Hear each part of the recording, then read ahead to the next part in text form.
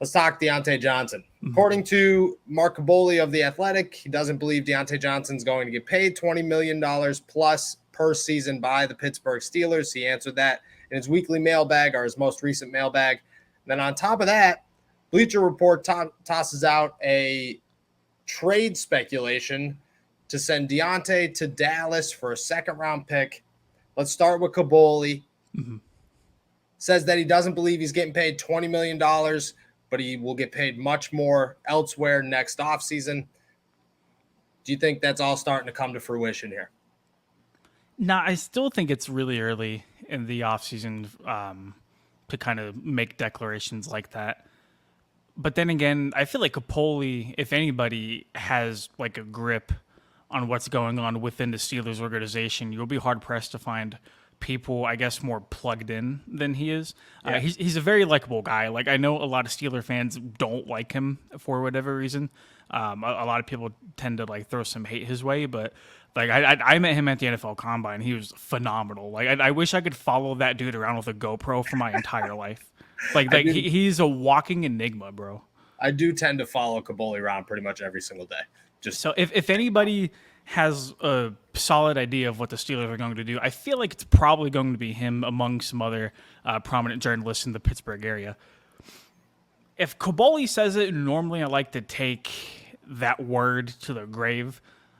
So for the Steelers to reportedly not be wanting to pay him $20 million a year, I certainly buy it. And we've had this conversation plenty of times, earlier in the offseason. Will they or will they not? Should they or should they not? I mean, a couple weeks ago, you made me make a bold prediction that I said that they will reach a deal with Diontae before the season starts. That very well couldn't happen. I mean, if a plugged-in guy like him says Diontae isn't going to get $20 million from the Steelers, I would tend to believe that. Yeah, I agree. I think that it's something we were all talking about. I don't think it's changed much of the narrative because I don't think that anybody at any point said the Steelers were going to pay him 20 plus million. They should, and he's going to get 20 plus. Like, there's no way Diontae's hanging out for $16 million a year.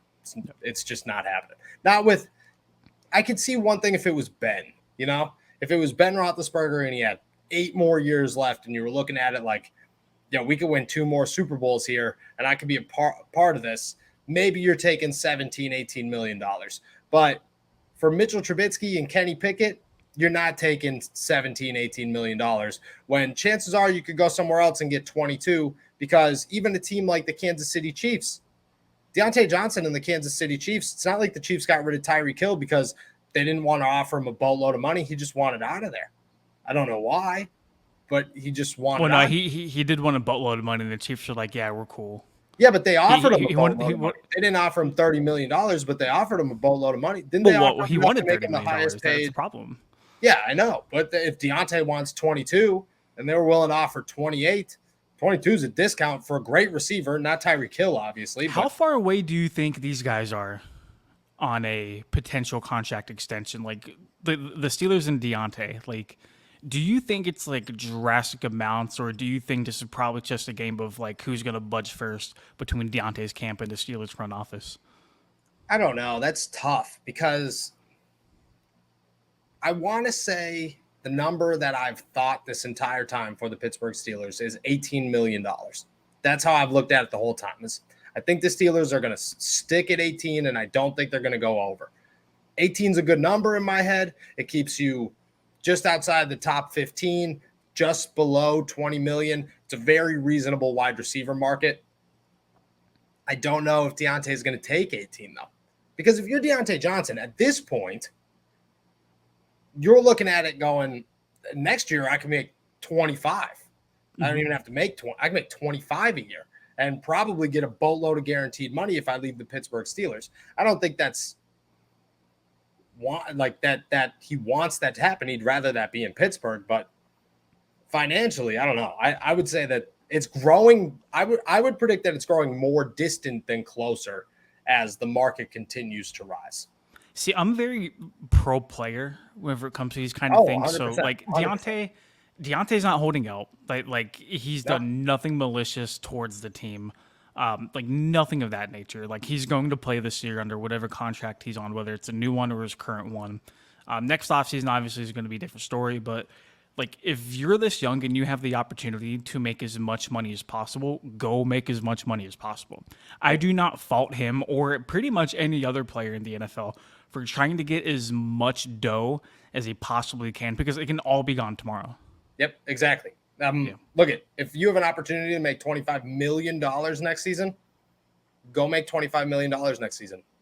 If it was me, if it was you, if it was anybody else, nobody be sitting around going, man, I don't know, dude. The team that drafted me, they're going to give me 18. Got to take that home. Like, no, I'm going to get $25 million. If it's a team that's competitive, that keeps me in the realm of a possibility for a Super Bowl, which the Steelers don't have that right now, I'm taking the money. Easy. Like for almost every single time. So I don't think that's, I don't know. I think anybody who's looking at it differently than that is not. If this was like a Packers situation to where like, hey, one last dance, we're running the back, let's go make a push for a Super Bowl. If it was, that's what I mean. If it was Ben, that's like a different story. But you're walking into this season and everybody and their mother saying, "Oh, the Steelers are going to stink." I don't believe the Steelers are going to stink, but you've so many question marks that's a possibility. And if you stink this season and Diontae doesn't sign, but he has a great season, what's keeping him around? Not a Super Bowl. Not a winning football team. Well, let's also look at it from a Steelers perspective as well, because you have Chase Claypool, who you are hoping kind of is able to capitalize on his potential. You have George Pickens, who looks phenomenal from the early reports we saw from OTA, so hopefully he could be something. And then Calvin Austin, too, on top of a couple of other handful of receivers some people think can emerge in training camp. If you're operating with that receiving core, does Diontae deserve $20 million? Yeah, sure, he deserves $20 million. But, I mean, as an organization, would you feel inclined to pay him that money if you already have a solid couple other receivers on the roster? I don't agree with the standpoint, but I do understand from running a football team how paying Diontae Johnson more than $20 million per year would exactly be the most enticing option for you. Yeah, and we've talked like every single angle of this 100 times. But I said this the other day in a to-go episode.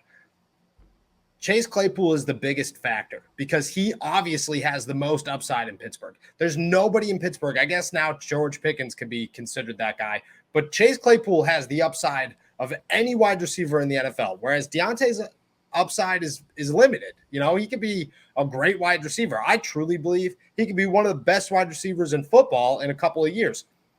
Chase has the potential to be the best wide receiver in football. He's built like the best. He's got all the physical attributes, the whole nine.